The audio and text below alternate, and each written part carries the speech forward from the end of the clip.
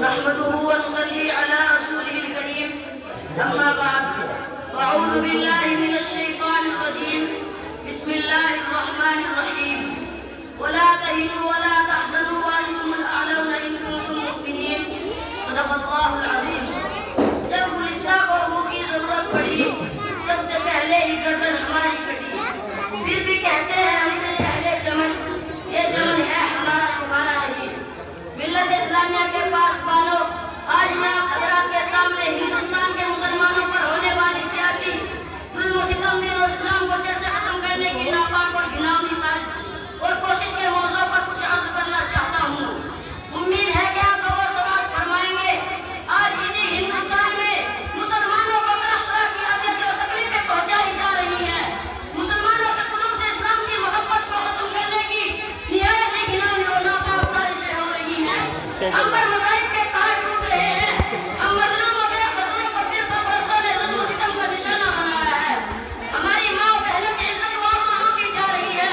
برادران ملت، یوں تو ہندوستان میں کسی بھی دور میں مسلمانوں کا حامی کوئی نہیں تھا، لیکن جب سے فرقہ پرستوں نے ہندوستان میں جنم لیا اس وقت سے مسلمانوں کا ہی صحیح سکون چھن گیا.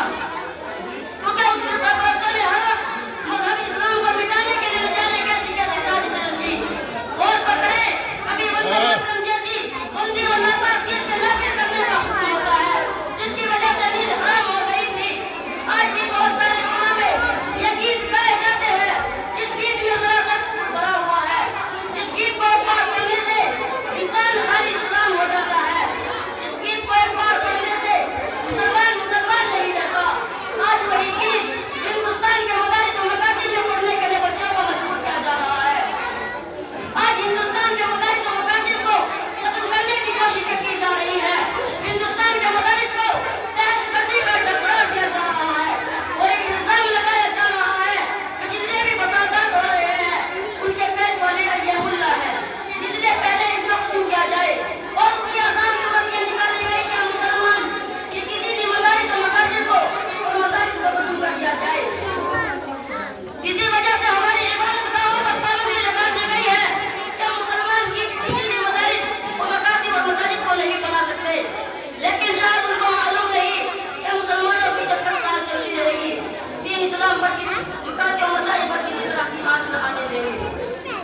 ہم تمہاری دھمکیوں سے خوف اٹھا سکتے نہیں، ہم تمہاری دھمکیوں سے خوف اٹھا سکتے نہیں، ان کے آگے سر اپنا جھکا سکتے نہیں.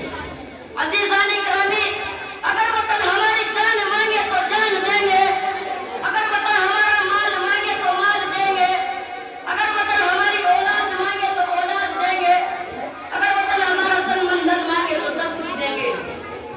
لیکن یہ نہیں ہو سکتا کہ مسلمان نبی کریم صلی اللہ علیہ وسلم کے دین پر ہاتھ آنے دے. یہ نہیں ہو سکتا کہ مسلمان آپ کو چھوڑ کر دنیا کو ترجیح دے.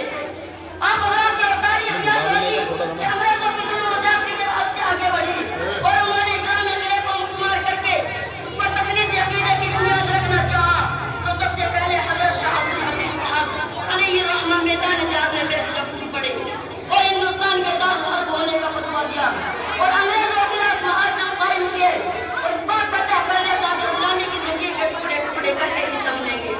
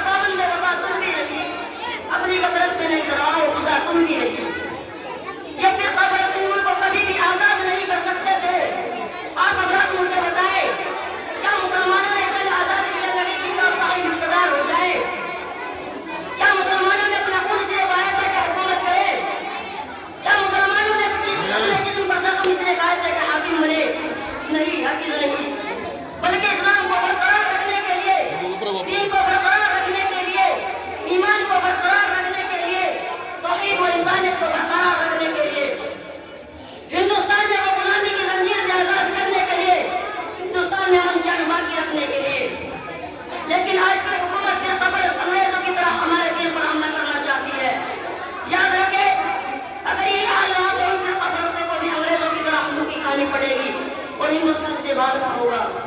کسی شاعر نے تاخیر کہا کوئی صلح کے پھولوں کو پیروں سے کچل ڈالے تو شاخ ملک کی پتی میں قطرے آرام لکھ دینا.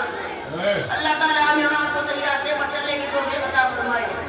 ملت اسلامیہ کے غیور نوجوانوں اپنی غفلت کی چادر چاک کر کے عقل و ہوش کی زورہ پہن لو اور اپنے اندر انقلاب پیدا کرو. خدا نے آج تک اس قوم کی حالت نہیں بدلی نہ وہ جس کو قیامت اپنی حالت بدلے.